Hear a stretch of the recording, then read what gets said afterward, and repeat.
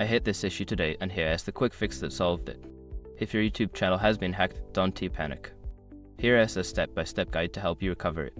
Step 1. Secure your email account. Start by securing the email account linked to your YouTube channel. Change the password and enable two-factor authentication if you haven't already. Step 2. Visit the YouTube recovery page.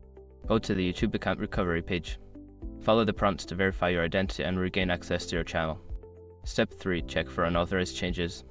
Once you regain access, check for any unauthorized changes to your channel settings, such as new videos or changes in your profile.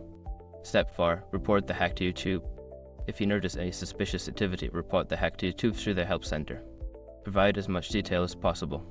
Step 5. Strengthen your security. After recovering your channel, take steps to strengthen your security. Change passwords for all linked accounts and review your security settings.